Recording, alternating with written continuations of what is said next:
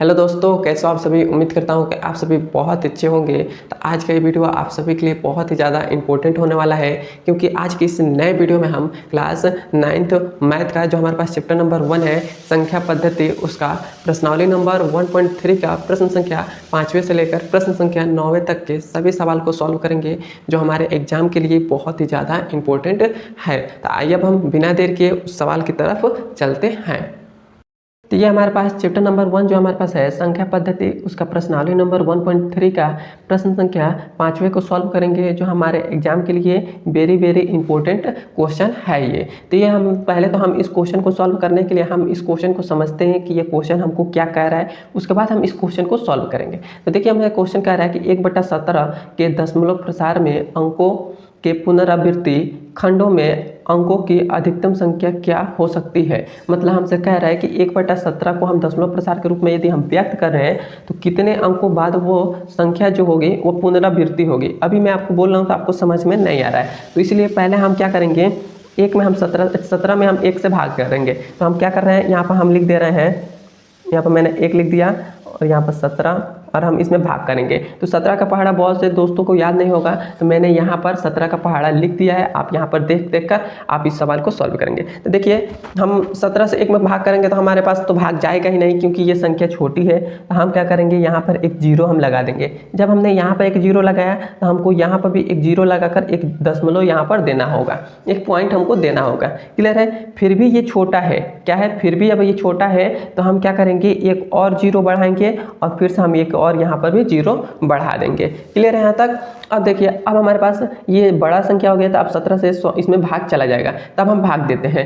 जो देखिए, हम ऐसे 17 से का ऐसे पहाड़ा पड़े कि 100 आ जाए या 100 से थोड़ा सा कम आ जाए। तो 100 से थोड़ा सा कम कब आएगा, 5 बार में। 17 का पहाड़ा यदि 5 बार हम पढ़ते हैं तो हमारे पास क्या आता है, 85 आ जाता है। तो ये हमारे पास 85 हो गया। यदि हम 6 बार पढ़ते तो हमारे पास 102 आ जाता, तो मतलब अधिक हो जाता, तो अधिक हमको नहीं लेना है। अब हम क्या करेंगे, अब हम इसको घटा देते हैं। तो घटाएंगे तो हमारे पास क्या आ जाएगा, तो हमारे पास ये जीरो है तो इसमें हासिल ले लेते हो गए 10, 10 में से 5 गया तो हमारे पास बचा 5। ये 9 में से 8 गया तो बचा 1 बच गया, 1 बच गया। अब हमारे पास फिर से 15 जो है ये से संख्या से छोटा आ गया, तो फिर से हम एक यहाँ पर जीरो बढ़ा सकते हैं। यहाँ पर हमने दशमलव लगा दिया तो हम बस केवल एक जीरो बढ़ा सकते हैं। यदि दूसरा भी जीरो बढ़ाते तो एक यहाँ पर भी जीरो लगाना पड़ता, इसीलिए हम एक जीरो अपने मन से बढ़ा सकते हैं। क्लियर है यहाँ तक। अब हम फिर से 17 का पहाड़ा ऐसा पढ़े कि 150 आ जाए या 150 से थोड़ा सा कम आ जाए। तो 17 का पहाड़ा यदि हम 8 बार पढ़ते हैं, कितनी बार पढ़ते हैं, 8 बार पढ़ते हैं, तो हमारे पास कितना आता है, 136 आ जाता है। 136 आ गया। अब हम 150 में से 136 को घटाएंगे तो हमारे पास क्या आ जाएगा, तो हमारे पास 10 में से 6 गया तो 4 हो जाएगा, और यहाँ पर हमारे पास क्या हो जाएगा, 4 में से 3 जाएगा तो बचेगा 1 बचेगा, मतलब 14 आ जाएगा। 14 आ गया। फिर से ये छोटा है तो फिर से हम यहाँ पर एक जीरो बढ़ा लेंगे, बढ़ा दिया हमने। अब हम 17 का पहाड़ा ऐसा पढ़े कि 140 आ जाए या 140 से थोड़ा सा कम आ जाए। तो क्या करेंगे, हम फिर से 17 का पहाड़ा 8 बार पढ़ेंगे तो हमारे पास 136 आ जाएगा। कितना आ जाएगा, 136 हमारे पास आ जाएगा, क्योंकि हमें 140 से छोटा ही नहीं लेना है। तो 136 हमारे पास 140 से छोटा है तो हमने ये ले लिया। अब हम फिर से इसमें से घटा दे रहे हैं, तो 10 में से 6 जाएगा, मतलब यहाँ पर कुछ भी नहीं थी, एक इसमें हासिल ले लिए तो ये हो गया 10, 10 में से 6 गया तो ये बचा 4 बच गया, 4 बच गया। और 3 में से 3 गया तो जीरो, 1 में से 1 गया तो जीरो, तब हमारे पास 4 आ गया है। 4 आ गया है तो 4 फिर से छोटा है, तब हम क्या करेंगे, एक हम यहाँ पर जीरो बढ़ा लेंगे, क्योंकि हमने यहाँ पर दशमलव लगा दिया है तो जीरो हमने बढ़ा लिया। अब ये हमारे पास 17 से ये मतलब इसमें भाग चला जाएगा, तो हम 17 का पहाड़ा ऐसा पढ़े कि 40 आ जाए, कि 40 से थोड़ा कम आ जाए। तो 17 दूना क्या होता है, 34 होता है। तो 30 34 हो गया। अब हम क्या करेंगे, इसमें से घटाएंगे तो हमारे पास क्या बचेगा, तो हमारे पास बचेगा 6। 40 में से 34 चला जाएगा तो बचेगा 6 बचेगा। ये लंबा, ये जो भाग है ये बहुत ही लंबा जाने वाला है, इसीलिए आप थोड़ा सा सब्र कर देखिएगा। तो ये हमारे पास 6 आ गया। अब हमारे पास फिर से 6 छोटा है तो हम इसको फिर से एक जीरो बढ़ा दे रहे हैं, जीरो हमने बढ़ा दिया। अब हम फिर से क्या करेंगे, 17 तिया कितना होता है, 51 होता है। 17 तिया हमारे पास क्या हो जाएगा, 51 हो जाएगा। अब हम फिर से 60 में से 51 को घटा देंगे तो हमारे पास क्या बचेगा, 9 बचेगा, 9 बचेगा। फिर से ये छोटा हो गया है तो फिर से हम एक जीरो लगा देंगे, लगा दिया हमने। अब हम फिर से 17 का पहाड़ा 5 बार पढ़ेंगे तो 17 पच्चीस क्या होता है, 85 होता है। तो ये हो जाएगा हमारे पास 85। फिर से 90 में से 85 को घटा देंगे तो हमारे पास क्या बचेगा, हमारे पास 5 बचेगा। तो 5 बच गया, फिर से 5 छोटा है तो हम एक और जीरो लगा देते हैं, लगा दिया हमने। अब हमारे पास 50 आ गया, फिर से 17 का पहाड़ा ऐसा पड़े कि हमारे पास 50 आ जाए या 50 से थोड़ा कम आ जाए। तो 17 तिया 51 होता है, 50 से एक अधिक आ जा रहा है तो हम इससे थोड़ा सा नीचे ही लेंगे। तो 17 दूना कितना हो जाएगा, 34 हो जाएगा। तो यहाँ हमने 34 ले लिया। अब हम फिर से घटा देते हैं, तो घटाएंगे तो हमारे पास क्या आ जाएगा, तो यहाँ पर 10 में से 4 जाएगा तो बचेगा 6, और 4 में से 3 जाएगा तो बचेगा 1, 16 आ गया। तब हमारे पास 16 फिर से छोटा है तो हम फिर से एक जीरो लगा देंगे, लगा दिया हमने यहाँ तक। अब देखिए, अब हम फिर से क्या करते हैं, यहाँ पर आपको दिखाई तो नहीं दे रहा होगा नीचे, इसलिए मैं क्या कर रहा हूँ, यहाँ से फिर से मैं आपको ये भाग दे रहा हूँ। तो हम क्या करेंगे, यहाँ पर 160 लिख दे रहा हूँ, 160 मैंने लिख दिया यहाँ पर। अब देखिए, अब हम 17 का पहाड़ा ऐसा पड़े कि 160 आ जाए या 160 से थोड़ा सा कम आ जाए। तो हम क्या करेंगे, 17 का पहाड़े में हम यदि हम 9 बार पढ़ते हैं, 17 का पहाड़ा 9 बार पढ़ते हैं तो हमारे पास 153 आ जाता है। यदि हम 17 का पढ़ा 10 बार पढ़ते तो 170 आ जाता, तो इसीलिए हमने 9 बार पढ़ा। तो ये हो गया। तब हम फिर से इसमें से घटाते हैं, 10 में से 3 जाएगा तो बचेगा 7 बचेगा, 5 में से 5 गया 0, 1 में से गया 0। अब हमारे पास फिर से 7 हो, ये छोटा आ गया, तो फिर से हम एक यहाँ पर 0 लगा देंगे। अब फिर से 17 का पढ़ा ऐसा पड़े कि 70 आ जाए, 70 से थोड़ा कम आ जाए, तो 17 चौको कितना होता है, 68 होता है। ये हो जाएगा 68 हो गया, क्लियर आता है। अब यहाँ पर 10 में से 8 जाएगा तो बचेगा 2 बच गया, ये 0 हो जाएगा क्योंकि एक इसमें से हासिल चला गया, तो ये हो गया 10, और 10 में से 8 जाएगा तो बचेगा 2, और ये 7 था, एक इसमें चला गया तो ये बचेगा 6 में से 6 गया तो 0 हो जाएगा, तो ये खत्म हो जाएगा। अब हमारे पास फिर से 2 आ गया है, तो 2 छोटा आ गया है, तो फिर से मैंने एक 0 यहाँ पर लगा दिया। अब 17 एकने 17 हो जाएगा, और 17 दूना 34, 20 से अधिक हो जा रहा है तो हम 17 एकने 17 ही लेंगे। तो हमारे पास क्या हो जाएगा, 17 एकने 17 हो जाएगा। तब हम क्या करेंगे, तो 20 में से 17 को घटा देंगे तो हमारे पास बचेगा 3 आ गया। तो फिर से अब हम यहाँ पर क्या कर रहे हैं, एक 0 बढ़ा दे रहे हैं। फिर से हम 17 का पहाड़ा पढ़ेंगे तो 17 दूना कितना होता है, 34 होता है। 30 से ज़्यादा हो जा रहा है तो हम फिर से हम 17 का पहाड़ा एक ही बार पढ़ेंगे, तो 17 एकने 17 हो जाएगा। अब हम फिर से इसमें से हम क्या करेंगे, 30 में से 17 को घटा देंगे तो हमारे पास कितना आ जाएगा, हमारे पास 3 और 1 आ जाएगा, 13 बचेगा। 13 बच गया, 13 फिर से छोटा है तो हम यहाँ पर फिर से एक 0 लगा देंगे। अब हम क्या करेंगे, 17 8 136 होता है, तो 136 इससे ज़्यादा हो रहा है तो 17 सत्ते हम पढ़ेंगे, तो 17 सत्ते क्या हो जाता है, 119 होता है, तो 119 हो जाएगा। अब हम 130 में से 119 को घटाएंगे तो हमारे पास क्या बचेगा, तो हमारे पास बचेगा 11 बच जाएगा। कितना बचेगा, 11 बचेगा, 11 बच गया। अब हम फिर से 11 हमारे पास छोटा है तो फिर से एक हम 0 लगा देंगे, लगा दिया। अब हमारे पास फिर से देखिए, अब हमारे पास 17 का पहाड़ा ऐसा पड़े कि 110 आ जाए या 110 से थोड़ा सा कम आ जाए, तो 17 छक्के कितना होता है, 102 होता है, तो ये हो गया 102। फिर से अब हम इसमें से घटाते हैं तो हमारे पास क्या आ जाएगा, तो 110 में से 102 को घटा देंगे तो हमारे पास बचेगा 8 बच जाएगा, 8 बचेगा, 0 में से 0 गया 0 और 0 में 0 गया 0। अब हमारे पास 8 बच गया, तो 8 बचा फिर से छोटा है तो फिर से एक हम यहाँ पर 0 लगा देंगे। 0 हमने लगा दिया, यहाँ पर आपको ऊपर नहीं दिखाई दे रहा है इसलिए मैं क्या कर रहा हूँ, यहाँ पर फिर से लिख दे रहा हूँ, तो ये हमारे पास 80 हो गया। अब हम 17 का पहाड़ा ऐसा पड़े कि 80 आ जाए या 80 से थोड़ा सा कम आ जाए, तो कितना बार में 80 आता है, तो 17 × 5 = 85 होता है, 80 से थोड़ा 5 अधिक हो जा रहा है तो हम 17 को 4 से भाग देंगे, तो 17 चौको कितना हो जाएगा, 68 हो जाएगा, 17 चौको 68 हो जाएगा। अब हम 80 में से 68 को घटा देंगे तो हमारे पास कितना बचेगा, 10 में से 8 गया 2 और 7 में से 6 गया तो 1 बचेगा, 12 बच जाएगा, 12 बच गया। अब हमारे पास 12 फिर से छोटा है तो फिर से हम एक 0 लगा दिया। फिर से अब हम 17 का ऐसा पढ़ा पड़े कि 120 आ जाए या 120 से थोड़ा सा कम आ जाए, तो 17 कितना, 17 सत्ते 119 होता है, तो 17 सत्ते क्या हो जाएगा, 119 हो जाएगा, 119 हो जाएगा। तो ये हम घटाएंगे तो हमारे पास केवल 120 में से 119 घटा देंगे तो हमको केवल 1 बचेगा। अब यहाँ पर आप थोड़ा सा ध्यान देंगे तो हमने कहाँ से शुरुआत किया था, 17 का भाग देना 1 से शुरुआत किया था और यहाँ पर फिर से 1 आ गया है, मतलब ये कितनी बार में हमको हो रहा है, कितनी बार में पुनरावृत्ति हो रहा है। यहाँ पर हमें क्वेश्चन में कहा था कि अंकों की पुनरावृत्ति खंडों में अंकों की अधिकतम संख्या क्या हो सकती है, तो वही हमें कोई यही संख्या हमसे पूछ रहा है, तो कितनी बार में पुनरावृत्ति होगी, मतलब ये फिर से संख्या कितनी बार में रिपीट होगी। फिर से 1 आ गया, फिर से हम डबल 0 बढ़ाएंगे तो फिर से यही संख्या रिपीट होगी, यही संख्या रिपीट होगी। तो हमारे पास कितनी बार में पुनरावृत्ति हो रहा है, तो 1 2 3 4 5 6 7 8 9 10 11 12 13 14 15 16 बार में ये जो संख्या है फिर से पुनरावृत्ति होगी। 16 अंकों बाद ये संख्या जो होगी यह पुनरावृत्ति होगी। तो यहाँ पर आप लिख दीजिएगा कि ये जो संख्या है ये 16 बार में पुनरावृत्ति होगी। यहाँ पर अधिकतम संख्या यहाँ पर लिख दीजिएगा ब्रैकेट में, यहाँ पर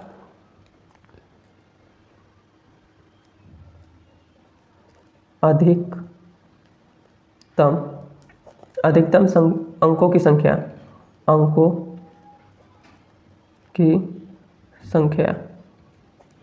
कितनी है, 16 है। क्लियर बात है यहाँ तक? तो ये हमारा आंसर हो जाएगा। और उसके बाद कहा था कि अपने उत्तर, यहाँ पर अपने उत्तर की जांच करने के लिए विभाजन क्रिया कीजिए। मतलब हमें अपने उत्तर को जांच करने के लिए विभाजन क्रिया कीजिए, मतलब यही भाग देने का लंबा प्रोसेस करने के लिए कह रहा था। तो हमने कर इसको कर दिया है और यही हमारा आंसर हो जाएगा। यहाँ तक आपको समझ में आया तो एक बार मुझे कमेंट में ज़रूर बता दीजिएगा। आप चाहें तो आप इसका स्क्रीनशॉट ले सकते हैं।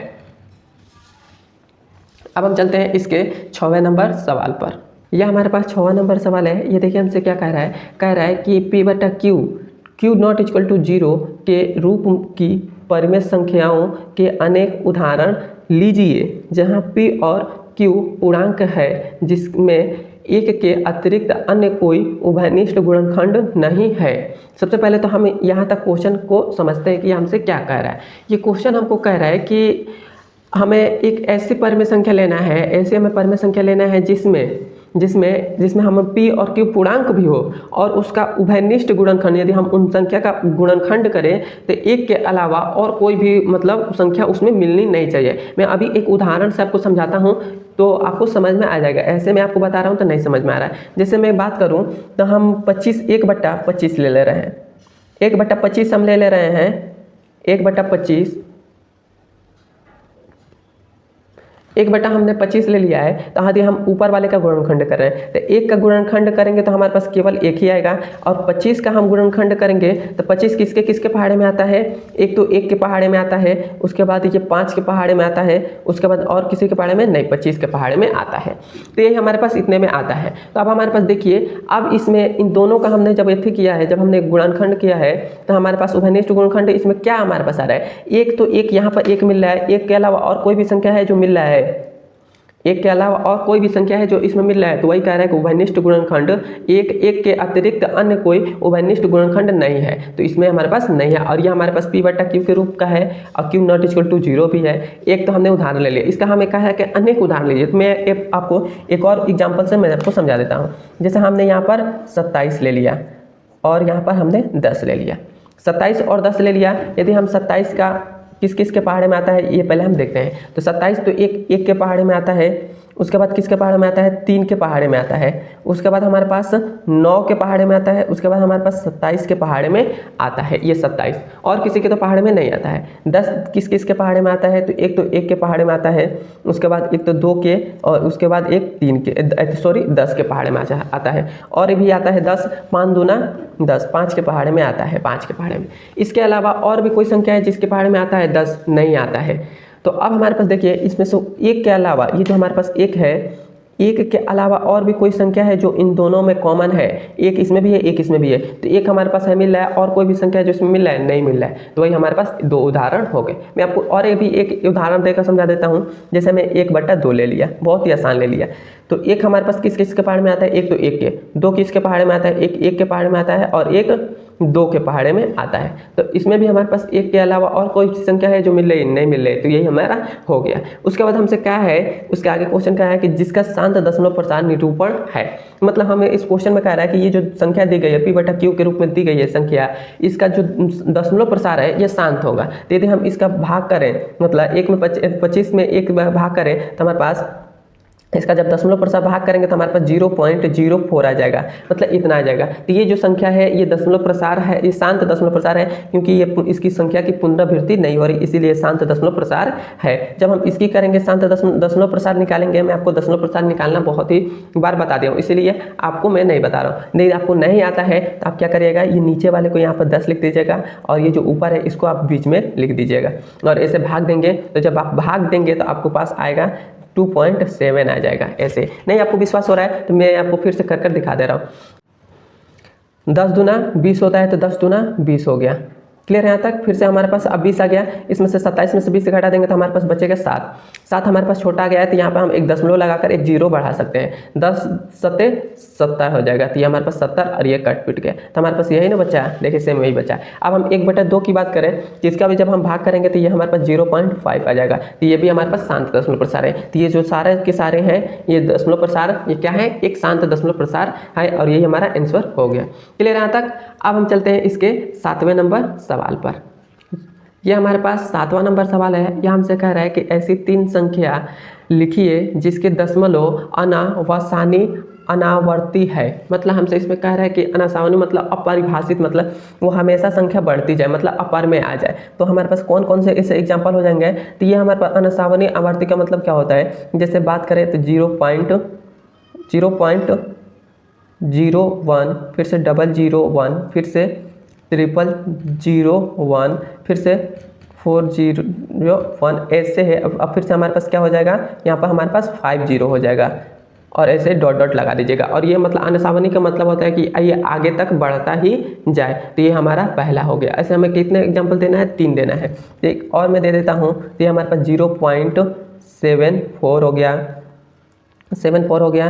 फिर से हमारे पास 74 हो गया, फिर से 744 हो गया, फिर से 7444 हो गया, फिर से 7444 हो गया, ऐसे आगे तक चलते जाएंगे। क्लियर है। मैं एक और एग्जांपल दे रहा हूँ, जैसे हमारे पास 0.72 है, फिर से हमारे पास 722 हो गया, फिर से हमारे पास 7322 हो गया, फिर से हमारे पास 742 हो गया, ऐसे ही हमारे पास होते जाएंगे। तो ये हमारा आंसर हो जाएगा। क्लियर है। यहाँ तक मैं आशा करता हूँ कि आपको समझ में आ गई होगी। अब हम चलते हैं इसके 8वें नंबर सवाल पर। ये हमारे पास 8वां नंबर सवाल है। देखिए 8वां नंबर सवाल हमसे क्या कह रहा है, परमेय संख्याओं 5/7 और 9/11 के बीच 3 अलग अलग परमेय संख्याएं ज्ञात कीजिए। मतलब हमें इन दोनों के बीच में हमें 3 अपरमेय संख्या ज्ञात करना है। तो कैसे हम ज्ञात करेंगे, तो सबसे पहले इन दोनों का दशमलव प्रसार हम निकालेंगे कि इन दोनों का दशमलव प्रसार क्या आ रहा है। तो दशमलव प्रसार निकालने के लिए हम क्या करते हैं, यहाँ पर 7 को बाहर लिख देते हैं, नीचे वाले को बाहर, बीच ऊपर जो रहता है उसको बीच में लिख देते हैं। ऐसे हो गया। अब देखिए इसमें हम भाग करेंगे, तो इसमें भाग नहीं जगह थी, हम यहाँ पर 0 बढ़ा देते हैं और यहाँ पर हम 0 लगाकर दशमलव लगा देंगे। और 7 सत्ते कितना होता है, 49 होता है। तो ये 7 सत्ते कितना हो जाएगा, 49 हो जाएगा। 50 में से 49 चला जाएगा तो बचेगा 1। फिर से हम यहाँ पर दशमलव लगा दिए हैं तो 1 0 बढ़ा सकते हैं, तो यहाँ पर 7 एकन्ने 7 हो जाएगा। क्लियर। यहाँ तक 10 में से 7 घटा देंगे तो हमारे पास बचेगा 3। तो 3 में आ गया, फिर से 3 छोटा है तो दशमलव लगा दिए हैं तो 1 0 बढ़ा सकते हैं। उसके बाद 7 त्रिका 21 अति 7 चौको कितना होता है, 28 होता है। तो ये 7 चौको 28 हो गया, 28 हो गया। 30 में से 28 को हटा देंगे तो बचेगा 2 बचेगा। फिर से अब हमारे पास यहाँ पर 2 छोटा गया तो फिर से 1 0 बढ़ा सकते हैं, दशमलव लगा दिए हैं तब। तो फिर से 7 दूना कितना हो जाएगा, 14 हो जाएगा। तो ये हमारे पास 14 आ गया। फिर से 20 में से 14 घटा देंगे तो बचेगा 6। फिर से अब हमारे पास क्या आ जाएगा, फिर से यहाँ पर हम 0 बढ़ा दिए। अब हमारे पास 7 49 56 हो जाएगा। 7 7 7 8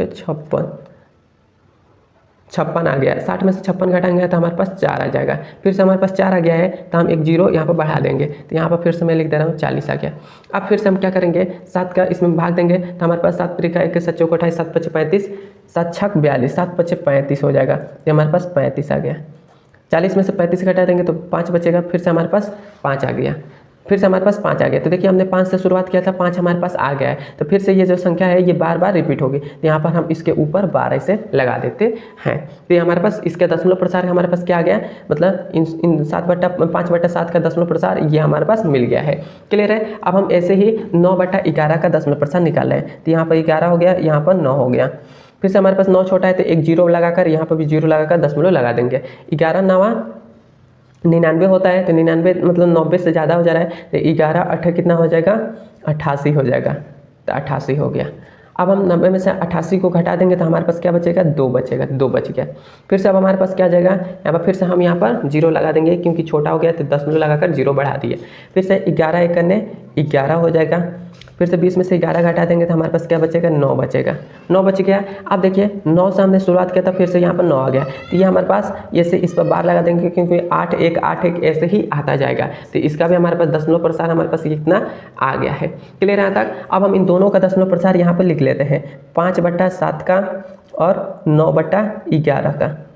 यह हमारे पास दशमलव प्रसार क्या आया है हमारे पास, तो हमारे पास आया है इसका हमारे पास 0.71425 और हमारे पास इसका कितना आया है 0.8 8 1 इसके ऊपर बार है। तो अब आप क्या करिएगा, अब हमें कह रहा है कि इसके बीच में हमें क्या करना है, अलग अलग 3 परिमेय संख्या निकालना है। तो इसके बीच में आप कैसे निकालेंगे, तो आप देख लीजिए यहाँ पर हमारे पास शुरुआत का 2 अंक लीजिए, कितना है 71 है, और इसके शुरुआत का अंक कितना है 81 है। तो इस 71 के बाद क्या आता है 72 आता है, 73 आता है, 74 आता है, 75 76 77 ऐसे ही मतलब 81 से 80 तक हम ले सकते हैं, 72 से लेकर 80 तक ले सकते हैं। तो कैसे हम लेंगे, तो पहला हमारे पास परिमेय संख्या क्या हो जाएगा 0.7272, उसके बाद 4 2, और उसके बाद हमारे पास यहाँ पर हो जाएगा 8, ऐसे डॉट डॉट लगा देंगे और ये हमारे पास आंसर इसका हो जाएगा। फिर से हम एक और की बात करें तो हमारे पास 0 यहाँ पर 72 लिए तो यहाँ पर हम 73 ले रहे हैं, और यहाँ पर 73, फिर से हम यहाँ पर 7 3 फिर से 7 3 3 ऐसे डॉट डॉट लगा देंगे। ये एग्जाम्पल काट दीजिए, मैं इसको थोड़ा सा मेरे को डाउट हो रहा है, ये मत लिखिएगा। ये पहला एग्जाम्पल हो गया। दूसरा हमारे पास क्या हो जाएगा, दूसरा 0.772 वाला ले लें, 72 फिर से 722 फिर से 7 222 ऐसे डॉट डॉट होता जाएगा। 2 मिनट रुक। ये हमारे पास फिर से हमारे पास है 0 पॉइंट, फिर से हमारे पास क्या हो जाएगा 72 भी ले लिए, 73 भी ले लिए, अब हम 74 ले लेते हैं तो 74 हो जाएगा। और उसके बाद फिर से हम यहाँ पर 744 हो जाएगा, फिर से 7 444 हो जाएगा, ऐसे डॉट डॉट चलता जाएगा। क्लियर यहाँ तक? मैं आशा करता हूँ कि ये भी सवाल आपको समझ में आ गई होगी। अब हम चलते हैं इसके 9वें नंबर सवाल पर। ये देखिए, ये हमारे पास 9वां नंबर सवाल है। देखिए 9वां नंबर सवाल हमसे क्या कह रहा है बताइए कि निम्नलिखित संख्याओं में कौन संख्याएं परिमेय है, परिमेय और कौन कौन संख्याएं अपरिमेय है। मतलब हमें इस क्वेश्चन में बताना है, हमें 5 सवाल दिए गए हैं, इन 5 सवाल में से हमको बताना है कौन कौन सी ऐसी संख्या है जो अपरिमेय है और परिमेय भी संख्या है। मतलब मान लेते हैं जैसे ये परिमेय है या अपरिमेय है, यही हमको बताना है। तो जब भी आप क्या करिएगा, जब भी पहले तो एक अंडर रूट, पहले तो अंडर रूट की हम बात करते हैं। जब भी कोई भी संख्या दी गई हो, यदि वह अंडर रूट में दी गई हो या अंडर रूट में आप उसको दी गई हो, तो आप सबसे पहले आप क्या करिएगा, उसका आप गुणनखंड कर लीजिएगा। यहाँ पर हमको 23 दे दिया है तो हम 23 की बात कर रहे हैं, उसका आप सीधे से गुणनखंड कर लीजिएगा। तो गुणनखंड ये किससे से होगा, तो केवल ओनली 23 से होगा। तो 23 से करने 23, तो 23 का यदि डबल जोड़ा बनता है, जैसे मान लेते हैं हम 4 की बात करें, 4 का हम 2 दूना 4 और 2 दूना 4, ये हमारे पास 2 जोड़ा बन गया। तो ये हमारे पास यदि अंडर रूट में 4 ऐसे रहा था तो ये बाहर निकल कर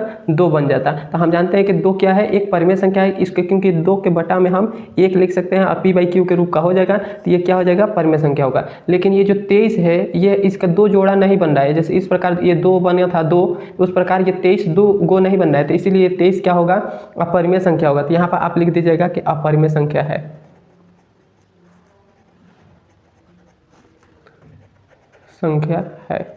अब हम बात करें 225 की, तो यहाँ पर हम 225 की बात करें तो 225 यहाँ पर सबसे पहले आप ऐसे लिख लीजिएगा, 225 आप लिख लीजिएगा। उसके बाद आप क्या करिएगा, इसे कटाइएगा। इसे हम कटाते हैं तो सबसे पहले हम 2 से कटाते हैं, तो 2 से कटाएंगे तो ये नहीं कटेगा। किससे से कटेगा, ये सीधे से 5 से कटाते हैं, क्योंकि जिसके लास्ट में यदि 5 रहता है वो हमेशा 5 से कट जाता है। तो 5 से कटाएंगे तो 5 चौको 20 हो जाएगा और 5 पच्चे 25 हो जाएगा। फिर से हमारे पास 45 आया तो फिर से लास्ट में 5 है तो 5 से कटाते हैं, तो 5 9 45 हो गया। अब हमारे पास 9 आया है तो 3 से कटाते हैं, 3 3 का 9 और फिर से 3 1 3, तो हमारे पास 5 2 बन गया है और 3 भी 2 बन गया है। तो ये हमारे पास 1 तो 5 हो जाएगा, ये दोनों मिलकर, और फिर से ये दोनों मिलकर 1 3 हो जाएगा। तो हमारे पास कितना हो जाएगा, 5 या 15 हो जाएगा। तो 15 हो जाएगा। तो ये अंडर रूट से इसको बाहर जब हम निकालेंगे तो ये 15 हो जाएगा। तो 15 मतलब ये जो लिखा गया है ये दोनों का मतलब एक ही है, तो ये हमारे पास 15 है, इसके बटा में 1 लिख सकते हैं। तो ये क्या हो जाएगा, p/q के रूप का होगा। तो ये भी क्या हो जाएगा, परिमेय संख्या हो जाएगा, परिमेय संख्या है। क्लियर यहाँ तक? अब देखिए, अब हम इस पॉइंट वाली की बात करते हैं। तो जब भी आपको इस पॉइंट वाली संख्या जब भी आपको दिखाई दे और उसमें से आपको कह दे कि बताइए कि ये परिमेय संख्या या अपरिमेय संख्या है, तो आपको सबसे पहले लास्ट में ये देखना होगा कि लास्ट में ऐसे 3 बिंदु है कि नहीं। यदि लास्ट में ऐसे 3 बिंदु होंगे तो वह हमेशा अपरिमेय संख्या होंगी, और जिसके लास्ट में 3 बिंदु नहीं होंगे वह एक निश्चित संख्या होगी कि यह इतना ही है, इसके आगे कुछ भी नहीं है, तो वो अपरिमेय संख्या होगी। और जिसके लास्ट में 3 दे दिया गया है, 3 का मतलब इसके आगे भी और भी संख्या है। तो जब भी जिसके लास्ट में 3 ऐसी संख्या दे दी गई होगी वो समझिए कि अपरिमेय संख्या है। क्या है, अपरिमेय संख्या है। और जो हमारे पास जिसके लास्ट में यदि हमारे पास बिंदु नहीं दी गई होगी, एक निश्चित संख्या होगी, तो हमेशा क्या हो जाएगी, परिमेय संख्या हो जाएगी। और ये इसके लास्ट में भी ऐसे 3 बिंदु है, तो ये भी हमारे पास क्या हो जाएगा, अपरिमेय संख्या हो जाएगा। क्लियर है यहाँ तक मैं आशा करता हूँ कि आपको समझ में आ गया होगा। समझ में आया तो एक बार मुझे कमेंट में ज़रूर बताइएगा, और हमारे चैनल पर नए हैं तो सब्सक्राइब कर दीजिएगा, और अपने दोस्तों के पास ये वीडियो आपको अच्छा लगा है तो अपने दोस्तों के पास भी ये वीडियो शेयर कर दीजिएगा। अब हम मिलते हैं इसके अगले नंबर वीडियो में। धन्यवाद।